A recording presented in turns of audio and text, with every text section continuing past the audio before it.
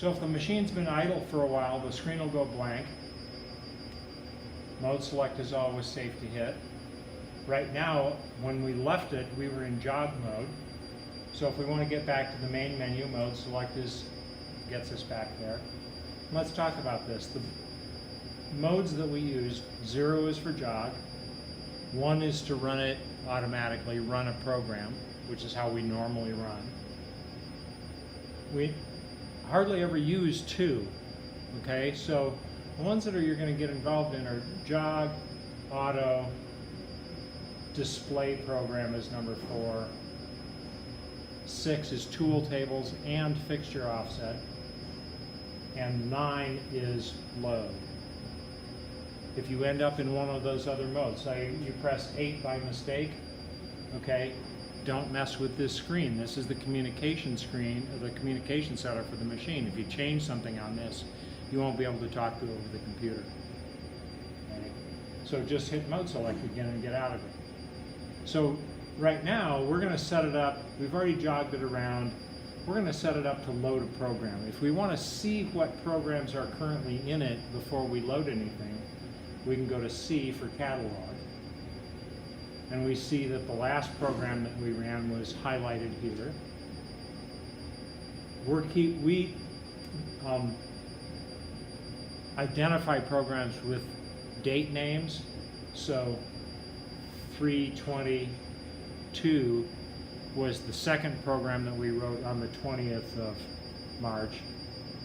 And we're not using those anymore, so I'm going to delete those. In order to delete 3202, I just type in 3202 and hit the delete key.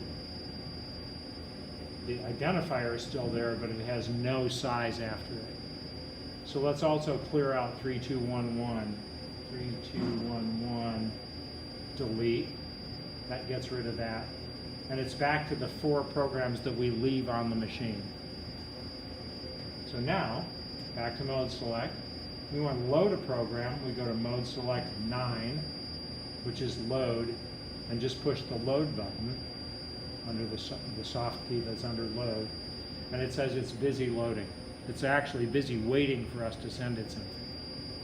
So we're going to go over to the computer and go into communication mode and send it a program, and then we'll come back over here and look and see how it is. So this is a program that we were running for a robotics part. These are the segments of the tool paths that were run. And in order to load that program, we go down here under File to Communication. The name of this program was saved as Tilt Wheel 2. We want to make sure that this would be Tilt Wheel 2. And it's set up for sending text, or NCF files, numerical control files. So if we've got the right program identified here, we just hit send, and it starts sending the information to the machine over the RS-232 communication.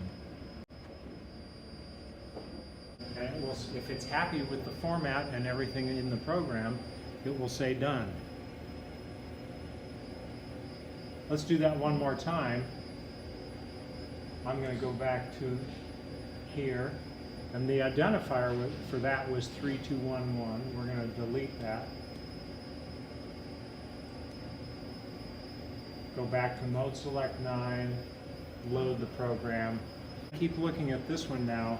I'm going to send the program over. You can see what it looks like on that screen. Hitting send. You can see it's loading, and it indicates line numbers as it's loading. It runs at a really low baud rate. This is 4800 baud. But that's what the screen will look like when it's loading. And when you go to mode select catalog, you'll see that that's highlighted. That's the last one in. If you want to take a look at what that G code looks like, you go mode select 4, and you can look through. Here's our program name, Tilt Wheel 2. We can go page forward and look at this a screenshot at a time, all the way through to the end. And the comments in the G code Like here is anything that's got a T in front of it is a comment. Here's tool 2, it's a .375 finish end mill. And then go further. Here's operation 4. So there's English language in there that can help you find parts of your code. And when we're done with that, we can go back to mode select 1, and that would be running it. We'd be ready to run that program.